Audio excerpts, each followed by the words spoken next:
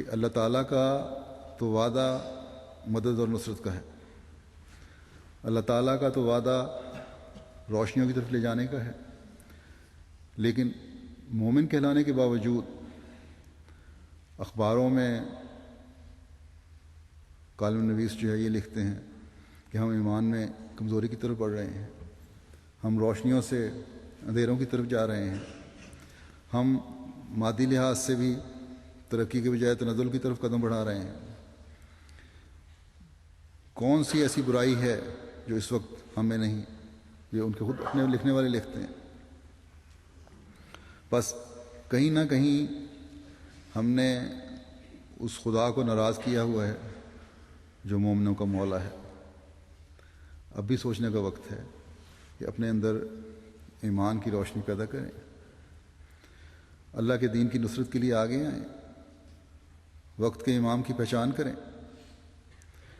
حضرت صلی اللہ علیہ وسلم کا سلام پہنچائیں۔ صرف اس بات کی ضد کرنا کہ نبوت کا دروازہ بند ہو گیا ہے اور اب کوئی نبی نہیں آ سکتا، عقل مندی نہیں ہے۔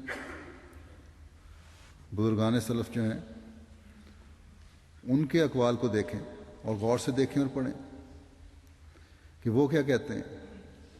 صرف آج کل کے علماء جو نام نہاد اور سطحی علماء ہیں ان کے پیچھے نہ چلیں۔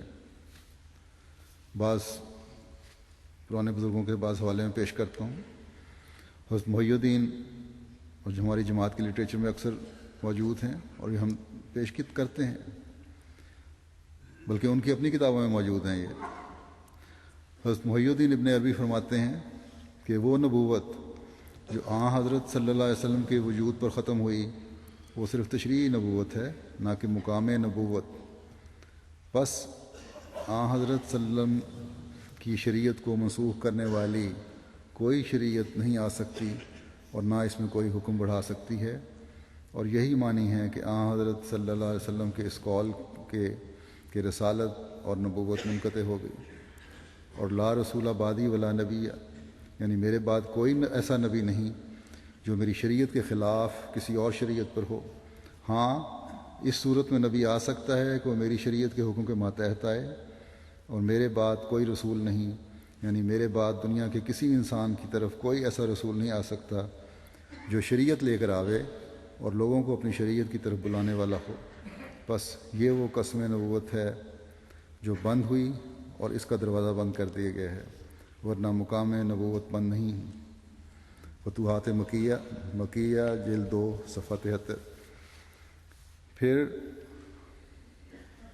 ایک اور حوالہ ہے ان کا کہ نبوت کلی طور پر اٹھ نہیں گئی۔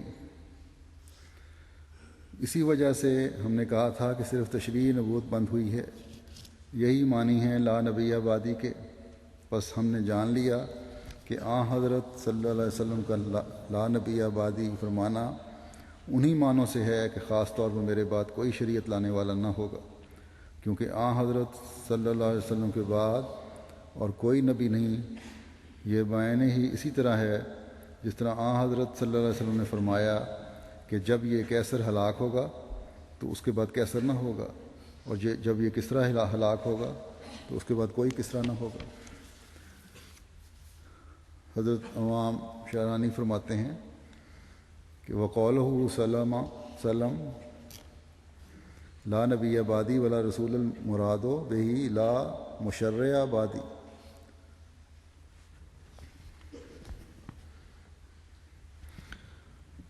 کہ حضرت صلی اللہ علیہ وسلم کا یہ قول کہ میرے بعد نبی نہیں اور نہ رسول، اس سے مراد یہ ہے کہ میرے بعد کوئی شریعت لانے والا نبی نہیں۔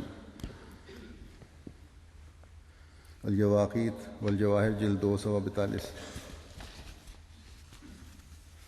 پھر حضرت ملا علی قاری لکھتے ہیں موضوعات کبیر صفحہ 58-59 میں کہ میں کہتا ہوں کہ اس کے ساتھ حضرت صلی اللہ علیہ وسلم کا فرمانا کہ اگر میرا بیٹا ابراہیم زندہ رہتا تو نبی ہو جاتا، اور اسی طرح اگر عمر رضی اللہ تعالیٰ عنہ نبی ہو جاتا تو حضرت کے صلی اللہ علیہ وسلم کے متبعین میں سے ہوتے۔ بس یہ قول خاتم النبیین کے مخالف نہیں ہے، کیونکہ خاتم النبیین کا مطلب یہ ہے کہ حضرت صلی اللہ علیہ وسلم کے بعد کوئی ایسا نبی نہیں آ سکتا جو حضرت صلی اللہ علیہ وسلم کی شریعت کو منسوخ کرے اور آپ صلی اللہ علیہ وسلم کی امت سے نہ ہو۔ حضرت عائشہ فرماتی ہیں قولوا انہ خاتم الانبیاء ولا تقولوا لا نبی بعدی، کہ یہ تو کہو کہ حضرت صلی اللہ علیہ وسلم خاتم النبیین ہیں، مگر یہ کبھی نہ کہنا کہ آپ کے بعد کوئی نبی نہیں آئے گا۔ در منصور جلد 5 صفحہ 204۔ بس ان حوالہ جات سے یہ ثابت ہوا کہ ہمارے اسلاف کا یہ نظریہ نہیں تھا جو آج کل کے علماء کا پیدا کیا ہوا ہے۔ اللہ تعالیٰ کی آیات پر غور کریں اور ان حوالہ جات پر غور کریں تو ہر بات روز روشن کی طرح واضح ہو جاتی ہے۔ پھر اس بات پر بھی غور کریں کہ اللہ تعالیٰ ایسے شخص کو کس طرح مہلت دے سکتا ہے جو اس کی طرف جھوٹ منسوب کر کے الہامات بیان کر رہا ہو اور دعویٰ کرے کہ میں اس کی طرف سے بھیجا گیا ہوں، اور یہاں تو اس کے الٹ ہم معاملہ دیکھ رہے ہیں کہ حضرت مسیح موعود علیہ الصلوۃ والسلام اللہ تعالیٰ کی طرف سے ہونے کا دعویٰ کرتے ہیں تو اللہ تعالیٰ کی تائیدات ہمیں ہر قدم پر نظر آتی ہیں۔ اللہ تعالیٰ کے ولی اور مولا ہونے کے روشن نشان ہمیں نظر آتے ہیں۔ اللہ تعالیٰ نے آپ کو فرمایا ایک دفعہ کہ واللہ ولیوں کا و ربوں کا، اور خدا تعالیٰ تیرا متولی اور تیرا پرورندہ ہے، یعنی ولی اور پالنے والا ہے۔ پھر آپ کو ایک الہام جو 1883 کا ہے، اس میں اللہ تعالیٰ نے آپ کو فرمایا الا ان اولیاء اللہ لا خوف علیہم ولا هم یحزنون، خبردار ہو بتحقیق جو لوگ مقربان الہی ہوتے ہیں ان پر نہ کچھ خوف ہے اور نہ کچھ غم کرتے ہیں۔